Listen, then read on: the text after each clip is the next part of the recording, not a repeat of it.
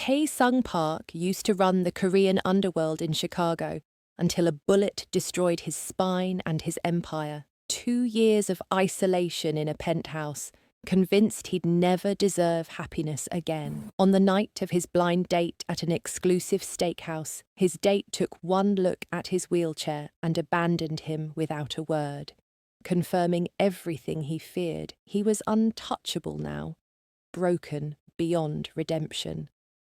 Then Rachel, an African waitress working double shifts to keep her daughter alive, sat down uninvited and treated him like a human being instead of a broken thing.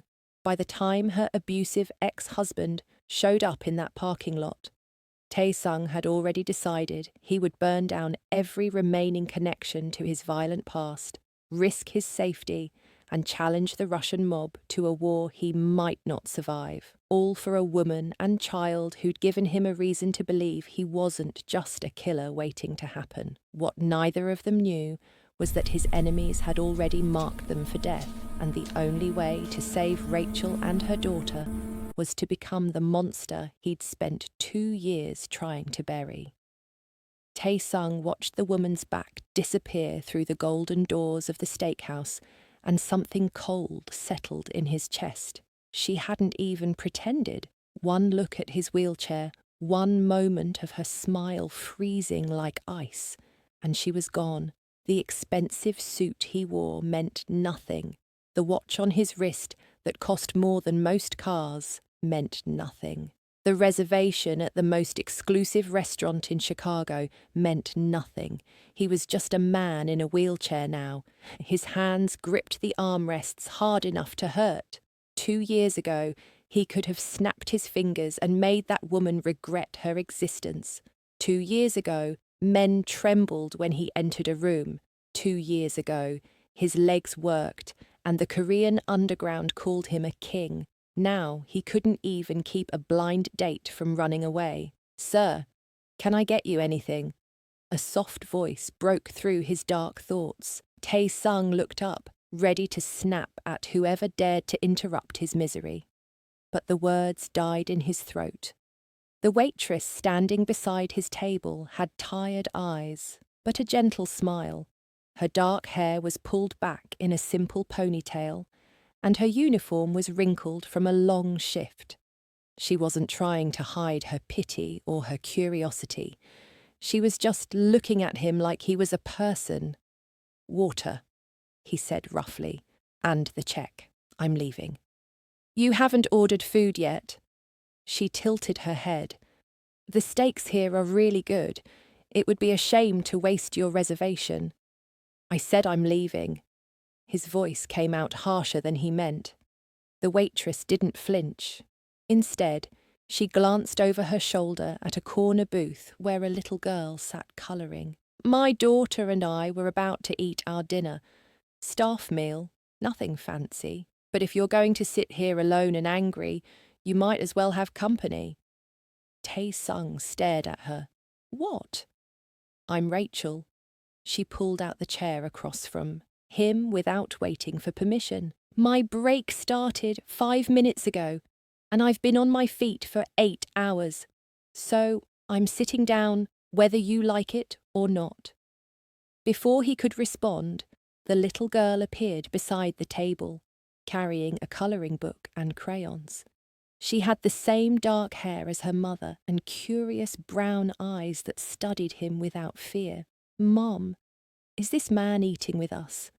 The girl climbed into the chair next to Rachel. "If he wants to." Rachel looked at Taesung with a challenge in her eyes. "Do you want to?" Something about the way she asked made it impossible to say no. Maybe it was the exhaustion in her voice that matched his own. Maybe it was the fact that she didn't care who he was or what he looked like. Maybe it was just that he was tired of being alone. "Fine," Taesung said. The girl beamed at him. "I'm Ivy. I'm 8 years old. What's your name?" "Taesung. That's a cool name." Ivy pushed her crayons across the table. "Do you want to colour with me? I'm making a picture of a dragon." "Ivy, don't bother him," Rachel said gently, but she was smiling. It's fine. Tae-sung picked up a red crayon, feeling awkward. When was the last time he'd held a crayon? 20 years ago? 30? Why are you in a wheelchair? Ivy asked, colouring her dragon's wings purple. Ivy! Rachel's cheeks flushed. You can't just ask people that. Why not? Mr. Patterson at school says questions are how we learn. Ivy looked at Tae-sung innocently. Did you get hurt? Most people tiptoed around the question. They pretended not to notice or changed the subject quickly. But this little girl just wanted to know, simple as that. Yes, Tae-sung said. I got hurt badly. My legs don't work anymore. Oh. Ivy thought about this while colouring. That must be really hard. It is. But you're still here, right? That means you're strong. Something tight in Tae-sung's chest loosened just a little. I suppose so. Rachel was watching him with those tired but kind eyes. And for the first time all night, Tae-sung didn't feel like a broken thing. He felt almost normal. A waiter brought Rachel and Ivy their staff meals, simple burgers and fries. Rachel tried to eat quickly, like she was used to rushing through everything. But Ivy kept chattering, asking Tae-sung about his favourite colour and whether he liked dragons or unicorns better. Dragons! Tae-sung said, surprising himself by actually answering. Me too, Ivy grinned. Mum likes unicorns because she says they're magical, but dragons are way cooler. Dragons are survivors, Tae-sung said quietly. They're dangerous and powerful, but they're also alone most of the time. Rachel's eyes met his across the table, and something passed between them. Understanding, maybe. Recognition of two people who knew what it meant to be alone. You don't have to be alone, Ivy said simply, like it was the easiest thing in the world. You can have friends. It's not that simple. Tae-sung said, why not?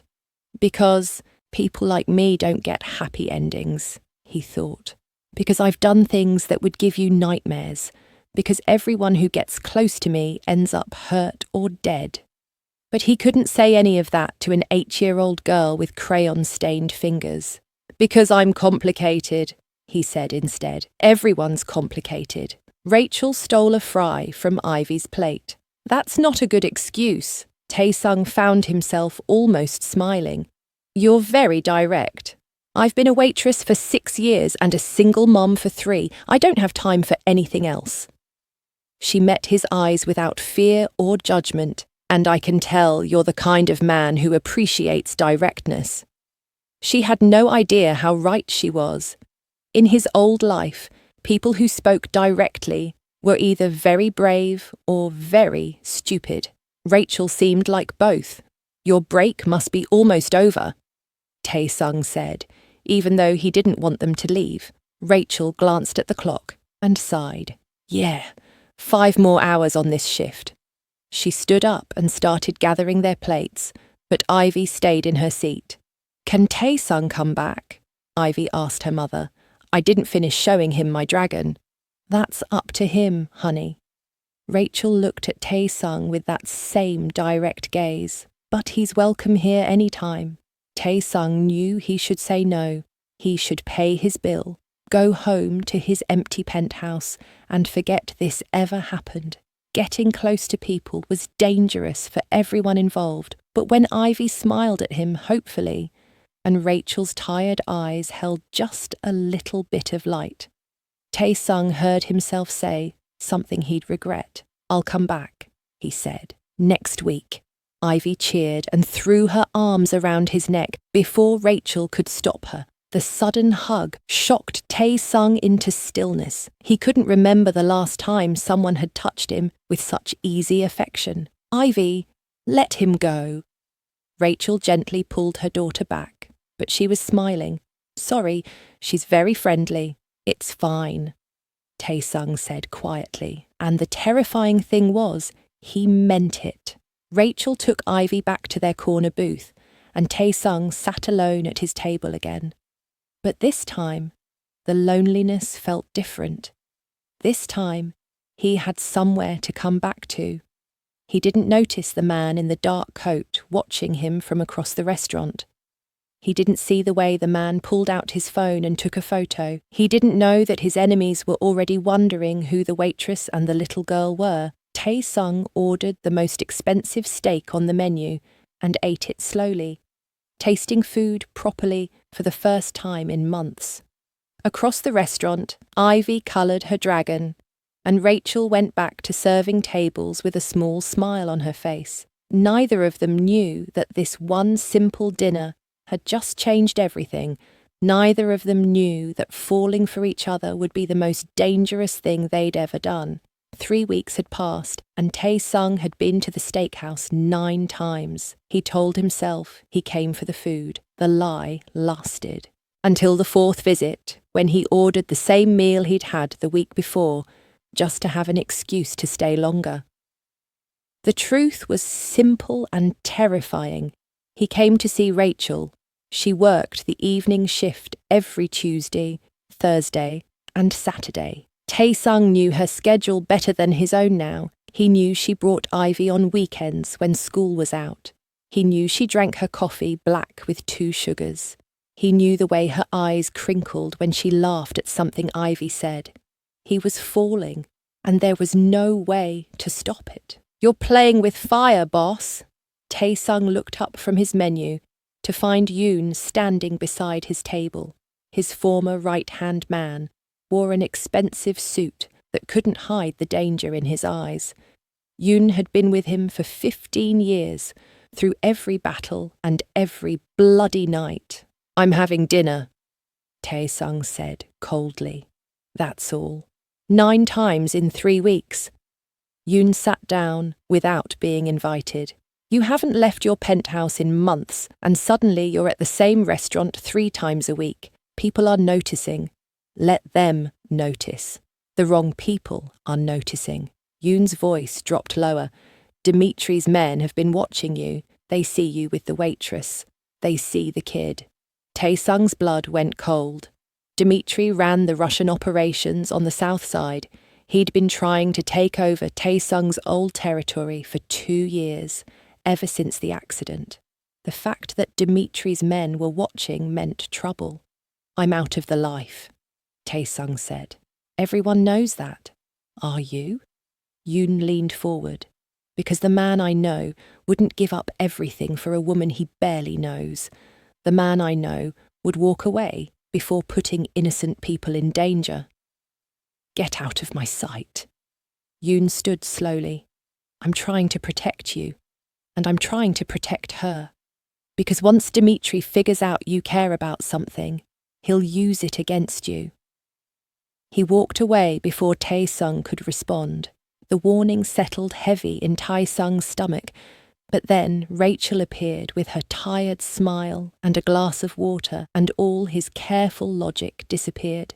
"You're back again," she said, sliding into the seat across from him. Her break had started exactly at 7:30, just like always. "I'm starting to think you actually like our company."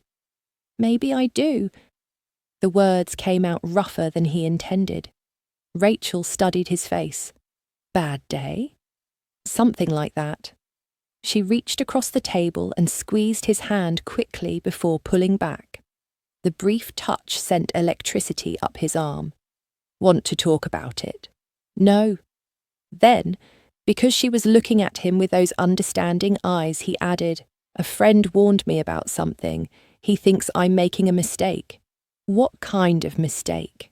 "Coming here, seeing you, wanting things I can't have, getting close to people," Tae-sung said carefully. Rachel was quiet for a moment. "Is it working? Staying away from people?" "No." "Then maybe your friend is wrong." She smiled, but there was sadness in it. "We all deserve connection, even when it's scary." Tae-sung wanted to tell her everything.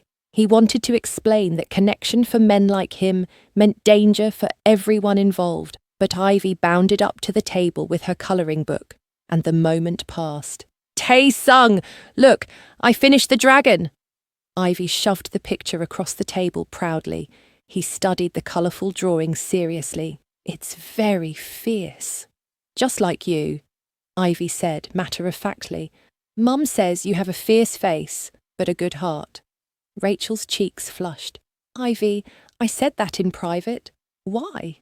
It's true." Ivy climbed into the chair beside Tae-sung like she'd done it 100 times. "You always look angry, but you're nice to us." Tae-sung didn't know what to say to that. He'd spent years making sure people saw him as dangerous, as someone to fear. But this little girl just saw him as nice. The rest of the evening passed too quickly. Ivy chatted about school while Rachel ate her dinner and tried not to fall asleep in her chair. Tae-sung found himself telling them about his penthouse view of Lake Michigan, about the books he'd been reading, about his physical therapy sessions that hurt like fire but gave him hope. He didn't tell them about the empire he'd built. He didn't tell them about the blood on his hands. He didn't tell them that sitting here with them felt like being someone new. When Rachel's break ended, she stood reluctantly. "Same time Thursday." "I'll be here," Tae-sung promised. He watched them walk away, Rachel's hand resting on Ivy's shoulder protectively. The familiar ache of loneliness settled back into his chest, but it was softer now, bearable. Tae-sung was paying his check when raised voices caught his attention. Through the window, he could see Rachel in the parking lot. A man had grabbed her arm, his face twisted with anger. Ivy stood behind her mother, crying. Every instinct Tae-sung had buried roared back to life. He moved faster than he had in 2 years, propelling his wheelchair through the restaurant doors and into the parking lot. The man was shaking Rachel now, yelling about money and custody. "You owe me, Rachel! 3 years of child support I never paid means nothing. I'm her father. You left us." Rachel's voice shook, but stayed strong. "You don't get to show up now and demand anything." The man, Derek based on Rachel's words, raised his hand. He never got to swing it. Tae-sung's wheelchair slammed into Derek's legs hard enough to knock him backward. Before Derek could recover, Tae-sung grabbed his wrist and twisted with the precise brutality of someone who'd broken bones for a living. Derek screamed. "Touch her again," Tae-sung said quietly, "and they'll never find your body." His voice held no emotion, no anger, just cold, certain promise. Derek heard the truth in it. His face went white. "Who the hell are you?" "Someone you don't want to know." Tae-sung released Derek's wrist and pulled out his phone. "One call. That's all it would take." "Yoon," he said when the line connected. "I need a problem handled. Man named Derek. He's at the Meridian Steakhouse parking lot." He listened for a moment. "I don't care where you take him. Just make sure he understands that coming back means death." Derek tried to run. 2 black cars pulled into the parking lot before he made it 10 feet. Men in dark suits emerged, and Derek's running stopped. They had him in one of the cars, and gone within 60 seconds. The whole thing happened so fast that Rachel barely had time to process it. When the cars drove away, she just stood there staring at Tae-sung with wide eyes. "Mama, what's happening?" Ivy clutched her mother's uniform. "It's okay, baby." Rachel's voice was shaking. "Go wait inside with Sarah, okay? I'll be right there." Ivy hesitated, looking between her mother and Tae-sung. Then she ran back into the restaurant. The parking lot fell silent. Rachel wrapped her arms around herself, and Tae-sung waited for the fear, waited for her to look at him like the monster he was. "What did you do?" Rachel whispered. "What needed to be done?" Those men. That phone call. She took a step closer instead of backing away. "Who are you, Tae-sung?" He could lie. He could make up some story about security connections or wealth, but those tired, kind eyes deserved the truth. "I used to run things," he said carefully. "Bad things. Dangerous things. The Korean underground in Chicago answered to me for 10 years. Then I got hurt, and I walked away. He met her gaze. But I still have connections, I still have power, and I just used it to make your ex-husband disappear. Rachel should have screamed, should have called the police, should have grabbed Ivy and run as far away as possible. Instead, she started laughing. It wasn't a happy sound. It was the kind of laugh that came from too much stress and too little sleep, and finally understanding why nothing made sense. Of course, she said. Of course, the first man I'm interested in 3 years is a former crime boss. She pressed her hands to her face. I should be terrified right now. You're not? I should be. Rachel lowered her hands and looked at him, really looked at him. But Derek was going to hurt me, maybe hurt Ivy, and you stopped him. And so, instead of terrified, I just feel safe for the first time in years. That's a mistake, probably. She moved closer, close enough that he could smell her perfume mixed with restaurant grease. Are you going to hurt us? Never. Are you going to let anyone else hurt us?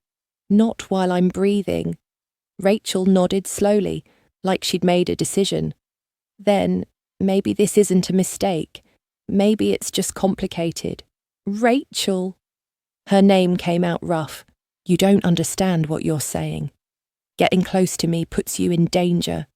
I've been in danger my whole life. Bad boyfriends, worse husband, no money, no help. She reached out and touched his face gently. At least with you, I know you'll fight back. The touch broke something in Tae-sung, or maybe it fixed something. He caught her hand and pressed it against his cheek, letting himself feel warmth for just a moment. I'll protect you, he promised, both of you, whatever it takes. I know. Rachel pulled back slowly. I need to get back to work. My shift ends at midnight. I'll wait. Tae-sung, you don't have to. I'll wait, he repeated firmly, and then I'll follow you home to make sure you get there safely. Rachel searched his face and found only certainty. Okay, but after tonight, we need to talk about this, about us. Us. The word hit him like a bullet. She walked back into the restaurant, and Tae-sung sat alone in the parking lot. His phone buzzed with a text from Yoon. Derek won't be a problem anymore, but this proves my point. You're bringing danger into their lives. Tae-sung deleted the message. Yoon was right, but it didn't matter anymore. He'd tasted something good, something real, and he couldn't let it go, even if holding on meant watching the whole world burn. Rachel's hands pressed against Tae-sung's shoulder, feeling the tension in his muscles as he strained through another repetition. His penthouse gym overlooked Lake Michigan, floor-to-ceiling windows showing the city lights reflecting off dark water. It had been 2 weeks since she'd started coming here 3 times a week for his physical therapy sessions, 2 weeks of touching him professionally while wanting to touch him in entirely different ways. That's 15, she said, keeping her voice steady. 1 more set, and we're done. Tae-sung's jaw clenched as he pushed through the resistance bands. Sweat soaked through his black tank top, and his arms trembled with effort. Rachel had worked with physical therapy patients before at her last waitressing job in a rehab centre, but none of them had affected her like this. None of them had looked at her the way Tae-sung did. Where's Ivy tonight? He asked, lowering the bands slowly. Sleep over at her friend Emma's house. First time I've had a Saturday night free in months. Rachel moved around to check his form. Don't arch your back so much. You'll strain something. His hand caught her wrist gently. I like when she's here. I know. Rachel smiled despite herself. She talks about you constantly. Mr. Tae said dragons are the best. Mr. Tae gave me a book about dinosaurs. Mr. Tae can do 15 pull-ups even sitting down. 16 now. Tae-sung said with the hint of a smile. Show off. But she was grinning as she pulled away to get him water. The penthouse was ridiculous in its luxury. Marble floors, modern furniture that probably cost more than her annual salary, art on the walls that looked museum quality. But Tae-sung had made one corner into a space for Ivy with colouring books, puzzles, and a beanbag chair. Rachel's heart had nearly broken the first time she saw it. This dangerous man was trying so hard to be good. Last set, she said, handing him the water. Then we'll do the leg stretches. Tae-sung's expression darkened slightly. The leg stretches were always hardest, not because of physical pain, but because they reminded him of what he'd lost. Rachel had learned to push him through it, gently but firmly. He finished the arm exercises and transferred to the therapy mat without help. His upper body strength was impressive, built from 2 years of compensating for his legs. Rachel knelt beside him and began the familiar routine of range of motion stretches, her hands on his calf, lifting slowly. His eyes on her face, intense and unreadable. You're tense, she murmured. Try to relax. Difficult when you're touching me. The words hung between them, honest and raw. Rachel's hands stilled. Tae-sung, I know. Professional boundaries. His voice was rough. I'm trying, Rachel, but it's getting harder every time you're here. She should have stood up, should have reminded him that she was here as his nurse, not anything else, should have protected both of them from the complication of wanting more. Instead, she kept her hands on his leg and met his eyes. It's hard for me too. Something shifted in his expression. Heat and hunger mixed with the careful control he always maintained. Then, why are we pretending? Because I have a daughter. Because you have a dangerous past. Because this could ruin everything. Rachel's voice shook slightly. Because I haven't been with anyone since Derek, and I'm terrified of making another mistake. I'm not Derek. I know you're not. That's what scares me. She moved to his other leg, continuing the stretches mechanically. Derek was easy to leave. You wouldn't be. Tae-sung sat up despite the incomplete exercises. His hand cupped her face with surprising gentleness for someone who'd broken bones for a living. Look at me. Rachel looked. I won't hurt you, he said quietly. I've hurt a lot of people in my life, done things I can never take back, but I would rather die than hurt you or Ivy. I believe you. And she did. That was the terrifying part. But believing you're good for us and you being safe for us are different things. Nothing in life is safe, Rachel. You know that better than anyone. He was right. She'd learned that lesson young and hard. Safety was an illusion, but this man made her feel protected in ways she'd never experienced. When she was with him, the constant anxiety that hummed under her skin went quiet. Tell me about the accident, she said softly. You've never explained what really happened. Tae-sung's hand dropped from her face. For a moment, she thought he wouldn't answer. Then he leaned back against the wall, and the story came out in a flat, emotionless voice that somehow made it worse. His name was Min Ho, my second in command before Yoon. We grew up together in Busan, came to America together, built everything together. Tae-sung stared at the ceiling. I trusted him with my life, trusted him with every operation, every decision. Rachel waited, her hand resting on his knee in silent support. He wanted more power, more control, so he made a deal with the Russians, with Dmitri's predecessor. They set up an ambush at a warehouse meeting, 15 men with guns, and me walking in thinking I was meeting with allies. His voice went even flatter. They shot out my spine before I could draw my weapon, left me bleeding on concrete while Minho took over my territory. Oh God, Tae-sung.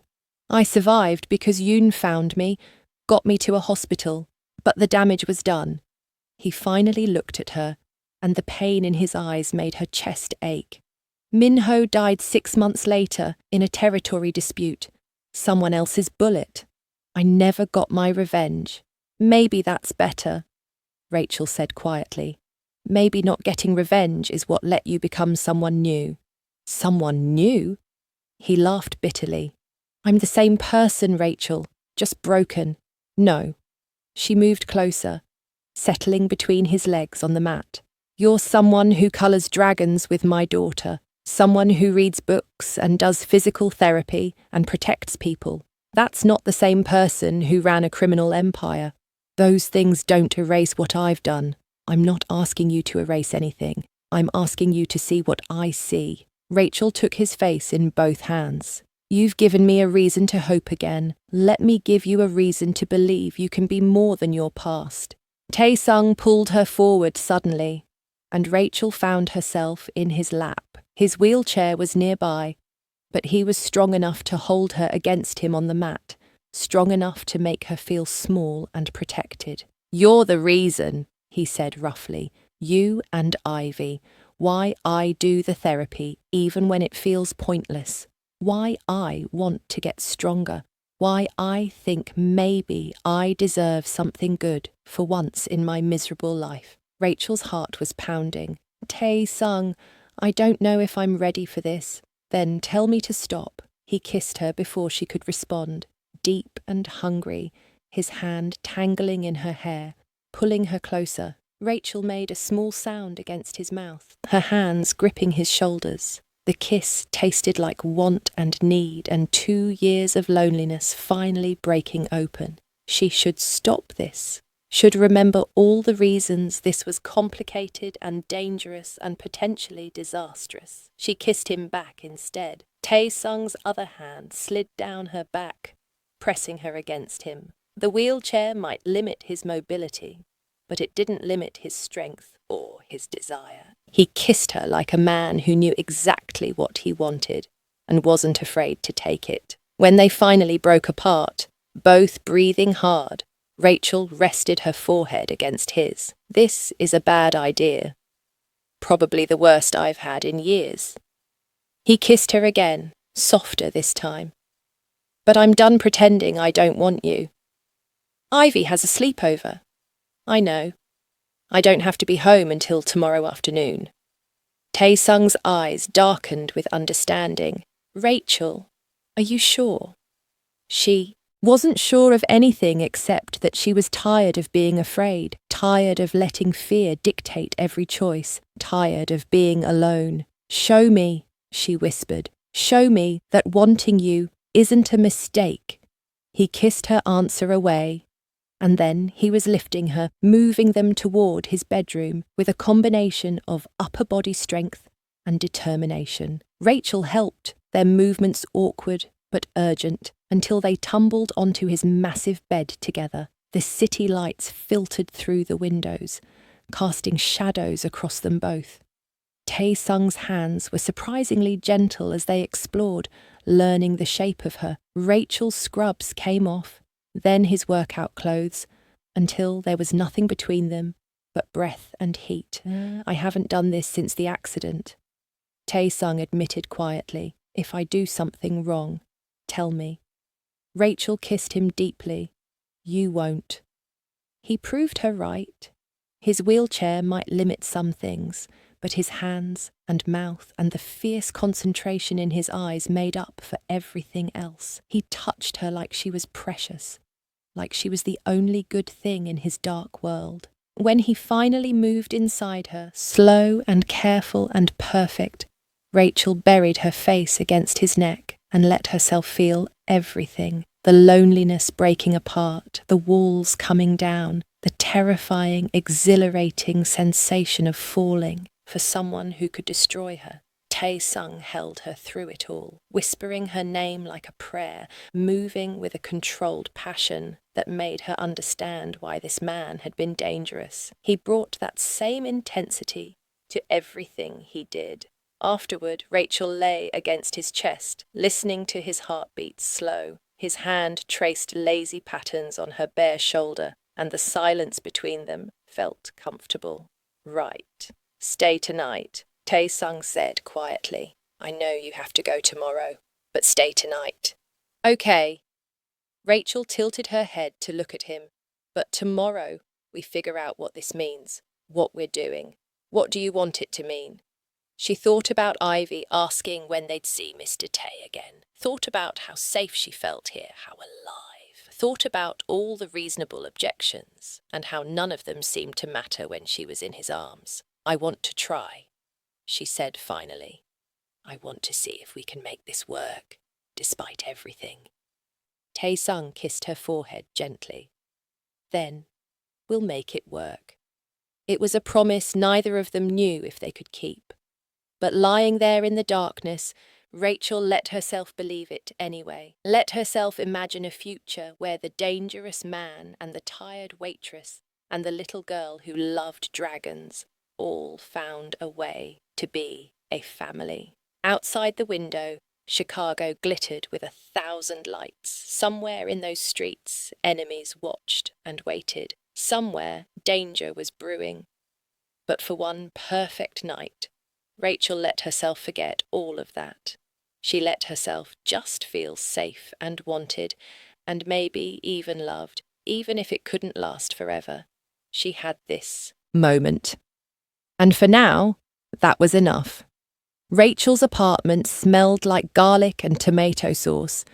She stood at the stove, stirring pasta, while Ivy set the table with exaggerated care, making sure each fork was perfectly aligned. Tae-sung sat at the small dining table, looking oddly out of place in the cramped space. His expensive watch and tailored clothes didn't belong in her world of thrift store furniture and peeling linoleum, but he was here anyway. And that meant everything. Mum's making her famous spaghetti, Ivy announced proudly. It's not really famous, but it's really good.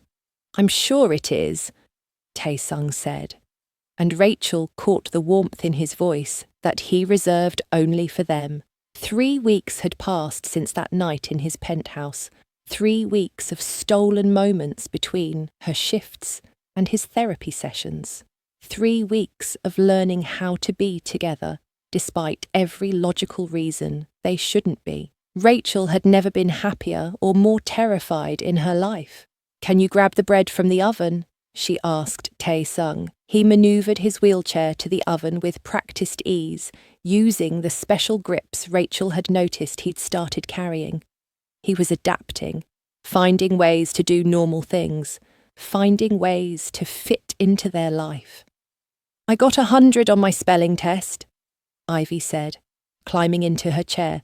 Mrs. Patterson said I'm the best speller in 3rd grade. That's because you're brilliant, Tae-sung said seriously, just like your mother. Rachel felt her cheeks flush. She still wasn't used to the compliments, to being looked at like she mattered. Derek had spent 3 years tearing her down. Tae-sung spent every moment building her back up. It's ready. She carried the pot to the table, serving generous portions onto mismatched plates. Nothing fancy, but it's hot and there's plenty. It's perfect, Tae-sung said, and the way he looked at her made it clear he wasn't just talking about the food. They ate together like a family. Ivy chatted about school and her friends. Rachel talked about the new manager at the steakhouse, who was actually nice. Tae-sung listened to it all with an attention that suggested their ordinary lives were the most interesting thing in the world. Rachel was clearing the dishes when Ivy asked the question that had been coming for weeks. Tae-sung, are you my mum's boyfriend? Rachel froze, plate in hand. Tae-sung met her eyes across the small kitchen, asking silent permission. Would that be okay with you? He asked Ivy carefully. Ivy considered this with the seriousness of an 8-year-old deciding something important. Are you going to leave like my dad did? The question hung heavy in the air. Rachel's throat tightened. She'd tried so hard to protect Ivy from Derek's abandonment, but children always knew more than you wanted them to. No, Tae-sung said firmly. I'm not going anywhere. Promise? I promise. He held out his hand, pinky extended. Pinky swear. Ivy hooked her pinky with his, satisfied. Then it's okay. You can be her boyfriend, but you have to be nice to her always. Always, Taesung agreed. Rachel blinked back unexpected tears and turned to the sink before either of them could see. She was loading the dishwasher when she heard the sound, a subtle scraping outside the front door. Her apartment was on the ground floor of an old building, and sounds from the hallway were normal. This sound was different. Taesung heard it too. His entire body went still, and Rachel saw something shift in his expression. The gentle man who'd been eating spaghetti disappeared. What remained was the person he used to be, alert and dangerous. Rachel, he said quietly, take Ivy to the bedroom, lock the door. Don't come out no matter what you hear. What's wrong? Now? The command in his voice was absolute. Rachel grabbed Ivy's hand without questioning, pulling her daughter toward the bedroom even as Ivy protested. But I want to help clean up. We'll clean later, baby. Come on. The bedroom door had barely closed when the front door exploded inward. Through the thin walls, Rachel heard everything. Men's voices speaking Russian, furniture crashing, and then Taesung's voice, cold and deadly in a way she'd never heard before. You made a mistake coming here. Dmitri sends his regards. Someone answered in heavily accented English. He wants you to know that everything you care about can be taken away. Rachel pressed her hand over Ivy's mouth as her daughter started to cry. She could see through the crack in the door, just barely. 4 men in dark clothes, all armed. Taesung's wheelchair was positioned between them and the bedroom, his body language somehow threatening despite sitting down. Ivy's scared, one of the men said, peering towards the bedroom. Maybe we should introduce ourselves. He took a step forward. He never took a second one. Taesung moved faster than Rachel thought possible. His wheelchair shot forward, ramming into the man's knees. As the Russian fell, Taesung caught his gun arm and twisted with brutal efficiency. The sound of breaking bone was sickeningly loud. The man screamed. Taesung had the gun before he hit the floor. 2 shots, precisely placed. The other 2 armed men went down, clutching their legs. Not dead, but completely neutralized. The speed and accuracy were terrifying. The 4th man lunged at Taesung from behind. Without his legs, Taesung couldn't turn fast enough. The Russian grabbed him, trying to pull him from the wheelchair. They crashed to the floor together in a tangle of limbs. Rachel watched in horror as Taesung fought from the ground. His legs might not work, but his upper body was a weapon. He moved like violence was a language he'd been speaking his whole life. Elbows to the face, fingers to the eyes, a headbutt that left blood streaming from both their noses. The Russian pulled a knife. Taesung caught his wrist and slammed it against the floor repeatedly until the blade fell free. Then his hands found the man's throat and squeezed. Please, the Russian gasped. Please, I have family. So do I. Taesung's voice was empty of emotion. You came into their home. Rachel couldn't watch anymore. She pulled Ivy away from the door, holding her daughter against her chest as Ivy sobbed silently. Outside, the sounds of violence continued. Bodies hitting walls, grunts of pain, the wet sound of fists hitting flesh. Then silence. After what felt like hours but was probably minutes, Taesung's voice came through the door. Rachel, it's over, but don't let Ivy see. Rachel's hands shook as she unlocked the door. She made Ivy stay in the bedroom, promising she'd be right back, and stepped into her destroyed living room alone. The scene was carnage. 4 men on the floor, all injured but alive. Blood on her carpet, her walls, her furniture. And Taesung, back in his wheelchair, blood streaming from his nose and a cut above his eye, looking at her with something like regret. I called Yoon. he said quietly. He'll be here in 5 minutes to clean this up. I'm sorry, Rachel. I'm so sorry. Rachel couldn't speak, couldn't process what she'd just witnessed. This wasn't the man who coloured with Ivy.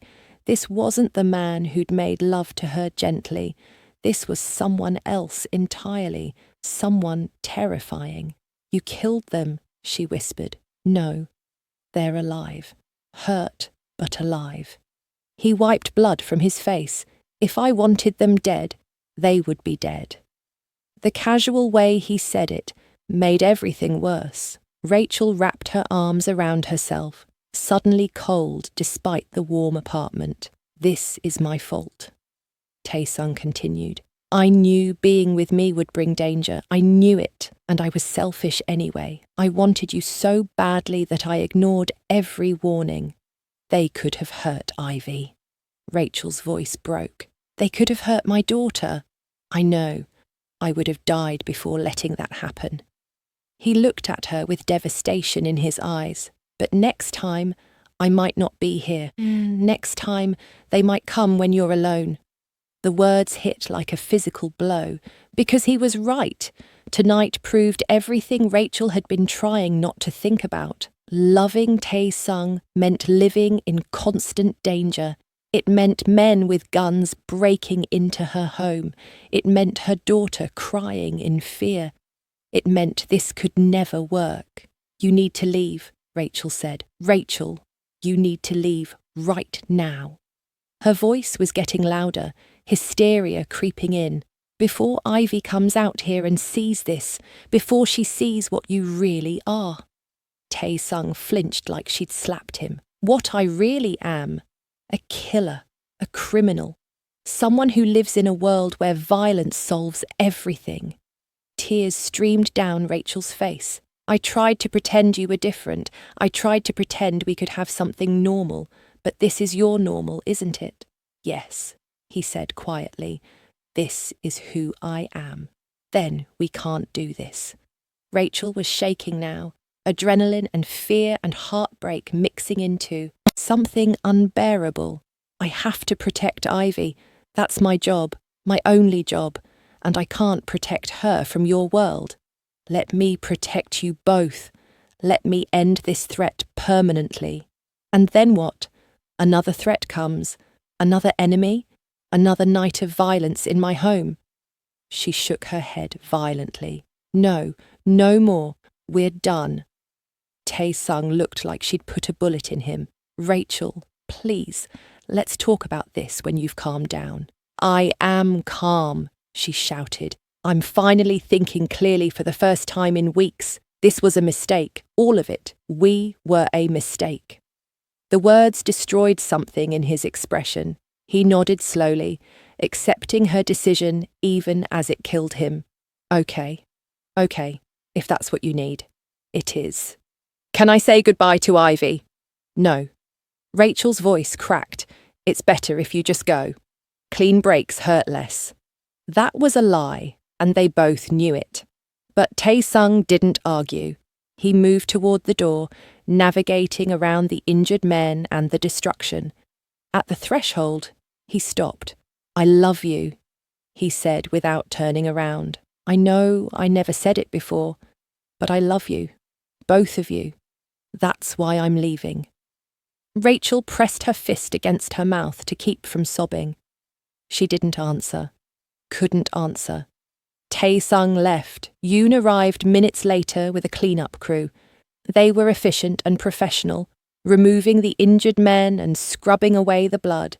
Like this was routine. Yoon tried to talk to Rachel, but she just shook her head and locked herself in the bedroom with Ivy. Her daughter had finally stopped crying and fallen into exhausted sleep. Rachel held her close, breathing in the familiar scent of her shampoo, reminding herself why she'd made the right choice. But her heart wouldn't stop breaking. Outside, the city continued like nothing had happened. Somewhere across town, Tae-sung was alone in his penthouse, staring at Lake Michigan and making plans. Rachel didn't know what those plans were, but she knew they would be violent. Knew that loving her had reminded him how to want something. And now losing her would remind him how to destroy. She'd saved Ivy tonight. She was sure of that. So why did it feel like she'd just made the biggest mistake of her life? Rachel closed her eyes and held her daughter tighter. In the morning, she'd pack their things and stay with her sister for a while. In the morning, she'd figure out how to rebuild their safety. Tonight, she just let herself cry for everything she'd lost, for the dangerous man who'd made her feel alive, for the future she'd let herself imagine, for the family that could never be. Across the city, Tae-sung made a phone call. His voice was empty of everything except cold determination. Yoon, gather everyone, every man who still owes me loyalty, every favour I'm owed. He paused.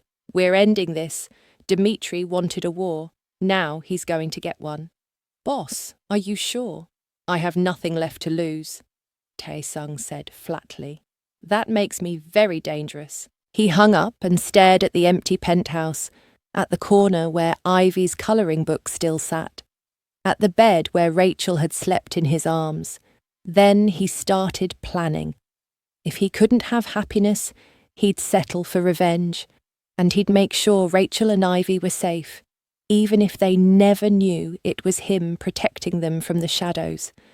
It was the last thing he could give them, the last way he could show his love, even if it killed him.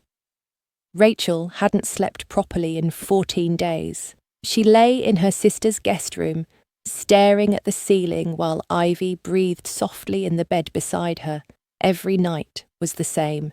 She'd close her eyes and see Tae-sung's face as she'd told him to leave. The devastation, the acceptance, the love he'd finally admitted right before walking out of her life. Her phone buzzed on the nightstand. Another text from the steakhouse manager asking when she'd be back to work. Rachel had called in sick for 2 weeks straight, burning through what little savings she had. She couldn't face that restaurant, couldn't walk past the table where Tae-sung used to wait for her, couldn't pretend her heart wasn't shattered. Mom.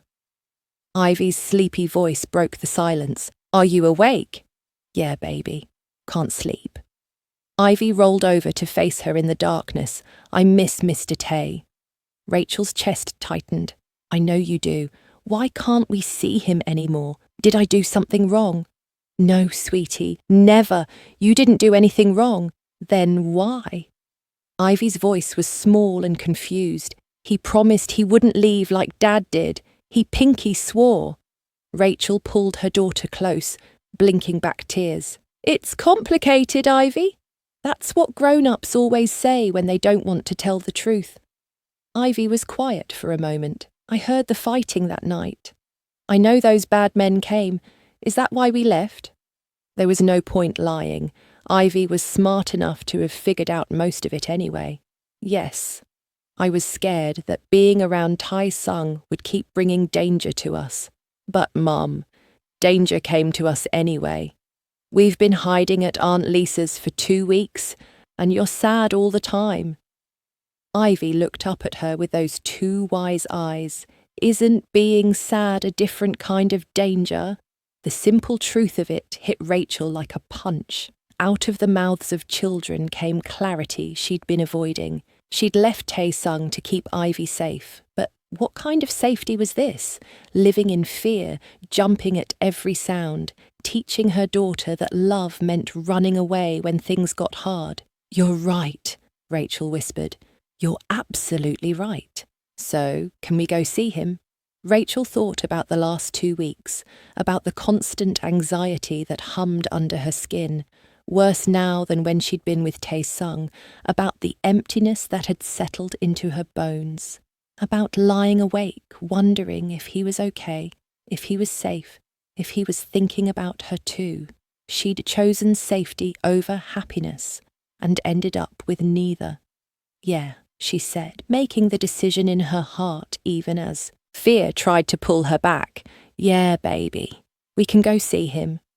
Ivy threw her arms around Rachel's neck. Tomorrow? Tomorrow. But Rachel couldn't wait that long.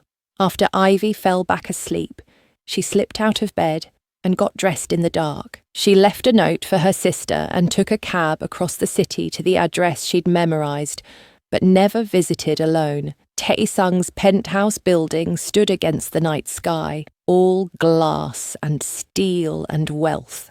The doorman looked at her rumpled clothes and tired face with obvious skepticism. "I'm here to see Taesung Park," Rachel said. "Mr. Park isn't receiving visitors, especially not at 2 a.m.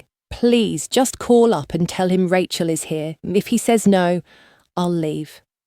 The doorman studied her for a long moment, then picked up the phone. He spoke in quiet Korean, paused, and his eyebrows rose. He hung up and gestured to the elevator. "Penthouse level. He's expecting you." Rachel's hands shook as the elevator climbed. She had no plan, no speech prepared. She just knew that staying away from him hurt worse than any danger could. The elevator opened directly into his penthouse. Rachel stepped into the familiar space and froze. The dining table was covered in maps and photographs. Weapons were laid out on the coffee table with military precision, and sitting in the middle of it all was Taesung, looking like he hadn't slept any better than she had. His eyes were shadowed, his face drawn. He wore all black, and something about his posture screamed violence ready to be unleashed. Yoon stood beside him, along with 3 other dangerous-looking men Rachel didn't recognise. They all turned to stare at her. "Everyone out," Taesung said quietly. "Boss, we're in the middle of planning," Yoon protested. "Out, now!" The men filed into the elevator without another word. Yoon was last, giving Rachel a long look before the doors closed. Then she and Taesung were alone. "What are you doing here?" His voice was carefully neutral. "What are you planning?" Rachel gestured to the weapons and maps. "This looks like you're going to war." "I am." Taesung's jaw was tight. "Tomorrow night. Everything ends with Dimitri tomorrow night. You're going to get yourself killed. Maybe. But you and Ivy will be safe. That's all that matters." Rachel crossed the room until she stood beside the table, looking at the plans that would probably end his life. "You're really willing to die for us?" "Without question. Even though I sent you away? Even though I said we were a mistake?" Taesung finally looked at her directly, and the pain in his eyes made her want to weep. "You weren't wrong, Rachel. Loving me does bring danger. You made the right choice for Ivy." "No, I didn't." Rachel's voice broke. "I've been miserable for 2 weeks. Ivy cries herself to sleep asking about you, and you're here planning a suicide mission. How is any of that the right choice?" "You're safe." "We're not safe. We're broken." She moved closer to him. Taesung. "I was so focused on the physical danger that I ignored every other kind. The danger of teaching Ivy that love isn't worth fighting for. The danger of letting fear control my life. The danger of losing the best thing that ever happened to me." His hands gripped the wheelchair armrests. "Don't do this, Rachel.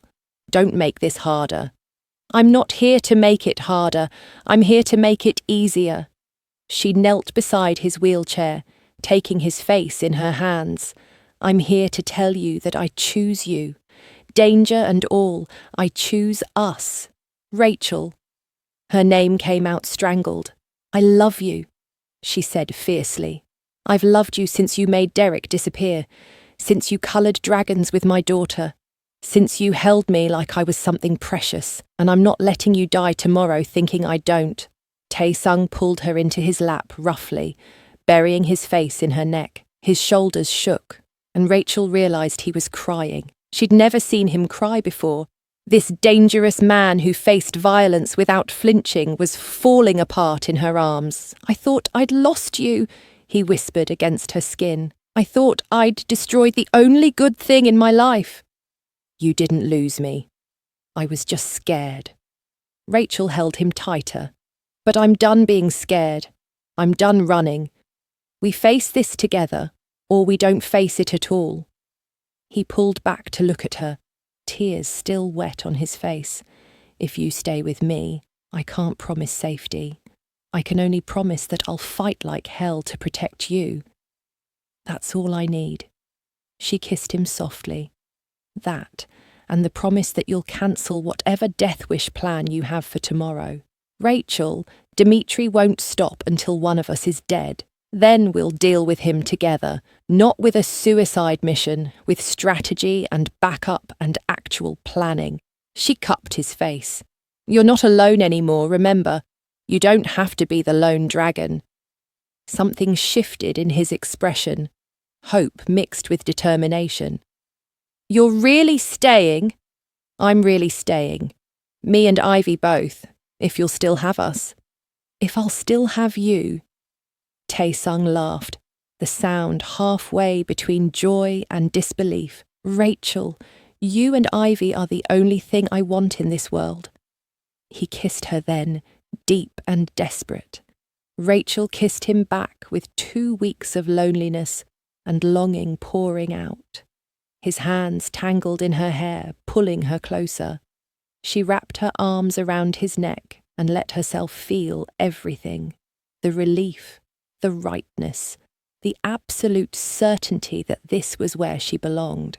"I have something to show you," Taesung said, when they finally broke apart, both breathing hard. He transferred from the wheelchair to the parallel bars that had been installed along one wall. Rachel watched in confusion until he gripped the bars and slowly, painfully pulled himself upright. He was standing. "Oh my God," Rachel breathed. "Not for long. Maybe 30 seconds before my legs give out." His whole body trembled with effort. "But I've been working on it every day, because I want to hold you properly. I want to stand at our wedding someday. I want to teach Ivy to ride a bike while standing beside her." Tears streamed down Rachel's face. Taesung. "You gave me a reason to want this," he continued, his voice strained from the effort. "You made me want to be better, to be more, to have a future worth fighting for." His legs started to buckle. Rachel rushed forward to support him as he lowered back into his wheelchair. Once seated, he pulled her into his lap again, holding her like she might disappear. "I need to call off tomorrow's operation," he said, "and then I need to figure out how to end this war without dying." "We'll figure it out together," Rachel promised. "But first, we're going to bed." "Rachel, I need to plan. You need to sleep, and so do I. The planning can wait until morning."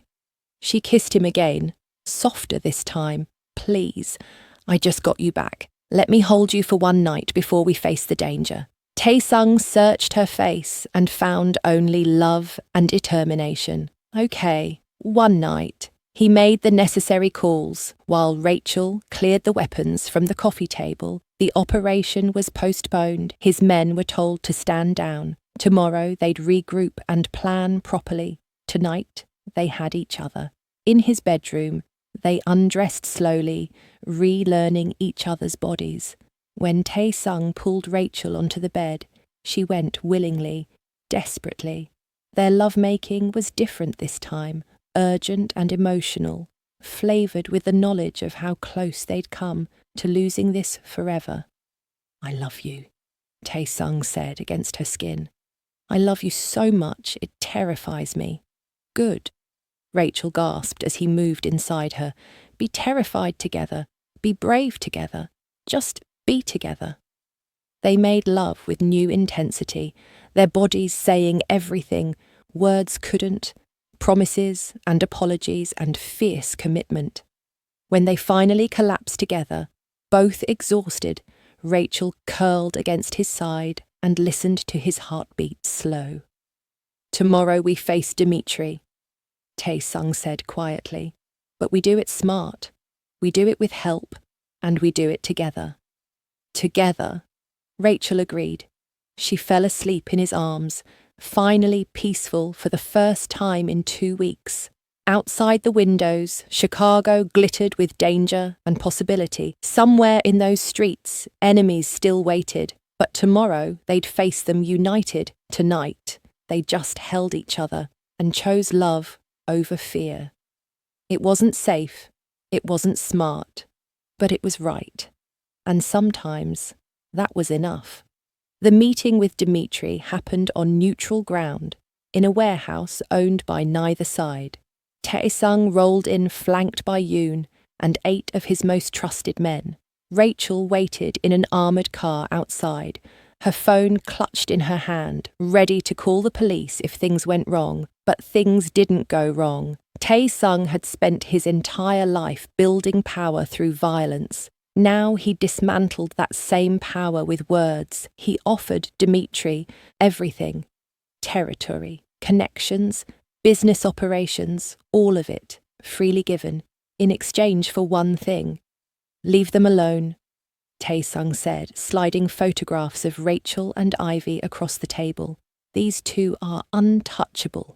You come after them, and every favour I'm owed, every alliance I've built, every dangerous man who respects me will come for you. Not for territory, not for profit, for revenge. Dmitri studied the photos, then looked at Taesung with something like understanding. You're walking away from everything for a woman and a child. Yes, you're either very stupid or very brave. Maybe both. Taesung leaned forward. But I'm serious, Dmitri. Touch them, and I'll make sure your death takes days.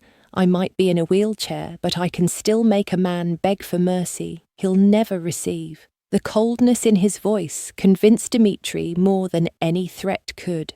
They shook hands. The war ended, not with blood, but with a broken king surrendering his crown. When Taesung rolled out of that warehouse alive, Rachel ran to him and kissed him so hard they both forgot to breathe. Ivy cheered from the car window, not understanding what had happened, but knowing her family was safe. 2 weeks later, they left Chicago in the middle of the night.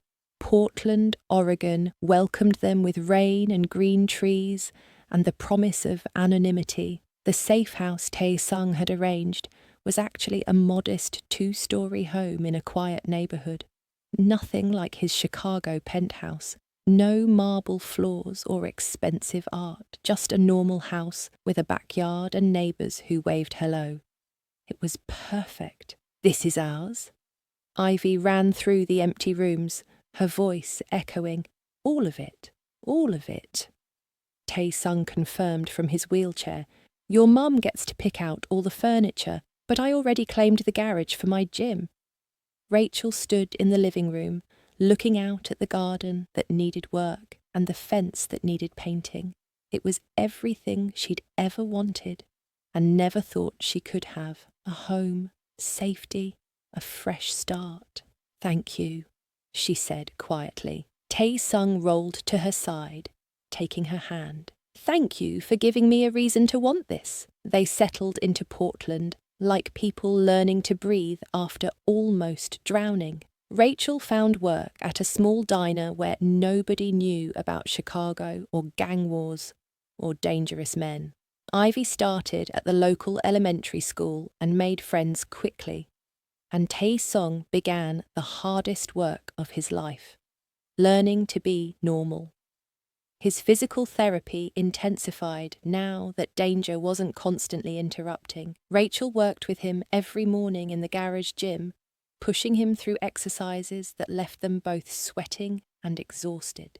10 more reps, she said, watching his form. You can do it. I hate you right now. Taesung grunted, pulling himself up on the bars. No, you don't. You love me. That too. Ivy did her homework in the garage most afternoons, looking up occasionally to cheer when Taesung completed a difficult exercise. She'd started calling him Taesung at first, but somewhere around month 2, it shifted to just Tae. And then one morning, she called him something else. Dad, can you help me with my math homework? The word froze everyone. Ivy looked embarrassed, her cheeks flushing. Sorry, I meant Tae. I don't know why I said that. Taesung's eyes were bright with emotion. You can call me Dad if you want to, if that's okay with your mum. Rachel nodded. unable to speak past the lump in her throat. Really? Ivy's whole face lit up. Even though you're not my real dad, I might not be your real dad, Tae-sung said seriously, but I'm going to love you and protect you and help with your homework for the rest of my life. That makes me your dad in every way that matters. Ivy threw herself at him, hugging him so tight his wheelchair rolled backward. I love you, Dad. I love you too, sweetheart. Rachel watched them together and knew with absolute certainty that leaving Chicago had been the right choice. This was what family looked like. This was what home felt like. 3 months into their Portland life, Tae-sung stood unassisted for a full minute. 6 months in, he took 3 steps using forearm crutches. The day he walked across their living room without falling, all 3 of them cried. You did it, Rachel whispered, holding him steady. You actually did it. We did it, Tae-sung corrected. I couldn't have done any of this without you. That night, after Ivy went to bed, Tae-sung asked Rachel to marry him. There was no elaborate proposal, no expensive ring purchased months in advance, just the 2 of them in their modest living room, with rain pattering against the windows and the life they'd built surrounding them. I want to marry you, Tae-sung said simply. I want Ivy to be legally mine. I want us to be a family in every way possible. Rachel looked at the man who'd given up everything for her, who'd walked away from power and violence to build something good, who fought every day to be better, to be worthy of the love she gave him. Yes, she said. Yes to all of it. They married 6 months to the day after arriving in Portland. The ceremony was small, held in their backyard garden that they'd spent months fixing together. Yoon flew in from Chicago, the only connection to Tae-sung's old life. Rachel's sister brought Ivy's dress, and a handful of neighbours they'd befriended filled the folding chairs. Rachel wore a simple white dress from a local boutique. Tae-sung wore a dark suit and used forearm crutches to stand at the makeshift altar. His hands shook from the effort, but his eyes never left Rachel as she walked toward him. Ivy served as flower girl and ring bearer, taking her duties so seriously that everyone smiled. When the officiant asked if anyone objected, she piped up with, "No way! This is the best thing ever." The laughter was warm and genuine. This wasn't a society wedding or a grand affair. It was just love, simple and true. I wasn't looking for redemption, Tae-sung said, during his vows, tears streaming freely down his face. I thought I was beyond saving, but you saw something in me worth loving. You gave me a reason to fight for something other than power. You gave me a family. His voice broke. I promise to spend every day of my life proving you made the right choice. I promise to be the man you see when you look at me. I promise to love you and Ivy with everything I have. Rachel's own tears fell as she spoke. I promise to never let your past define our future. I promise to stand with you through every challenge. I promise to love you not despite your scars, but because they made you who you are. You're not broken, Tae-sung. You're just someone who learned how to rebuild into something beautiful. When they kissed as husband and wife, Ivy cheered louder than anyone. Yoon wiped his eyes discreetly, and in that small Portland backyard, a former gang leader and a tired waitress and a little girl who loved dragons became the family they'd all been searching for. The reception was simple: homemade food, cheap champagne, and dancing on the grass. Tae-sung managed 3 slow dances with Rachel, leaning heavily on her, but standing nonetheless. When his legs finally gave out, she just pulled him into his wheelchair and kept dancing, making him laugh for the pure joy of it. That night, after all the guests had left and Ivy was asleep upstairs, Tae-sung and Rachel finally had their wedding night. He'd lit candles throughout their bedroom, and soft music played from somewhere. When Rachel emerged from the bathroom in white lace, Tae-sung's breath caught. "Come here, Mrs. Park," he said softly. Rachel went to him willingly, letting him pull her onto the bed. They made love slowly, tenderly, with the weight of promises spoken and futures secured. Tae-sung touched her like she was made of something precious. Rachel held him like she'd never let go. "I love you," he whispered against her skin. "I love our life. I love our family. I love everything we've built together." "I love you too," Rachel said, pulling back to look into his eyes. "And I'm so proud of you, of who you've become." "I'm still becoming," Tae-sung said quietly. "Every day, I'm still learning how to be the person you deserve. You already are that person.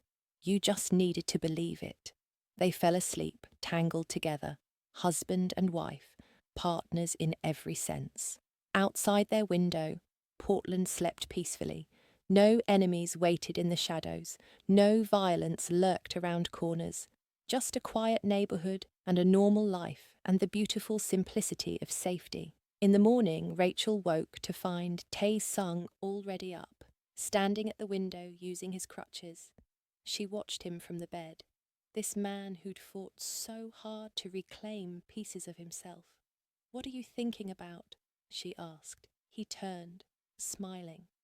"That I spent 10 years building an empire and none of it made me as happy as standing in this bedroom with you still asleep in our bed and our daughter down the hall." Rachel got up and wrapped her arms around him from behind, helping him stay steady. No regrets, not a single one. He turned in her arms to kiss her forehead. "I gave up power and found something stronger. I gave up fear and found love. That's not a sacrifice, Rachel. That's winning." Downstairs, Ivy called out that she was making pancakes and needed help. They both laughed because Ivy making pancakes usually meant a huge mess. "Ready to start our first day as a married couple?"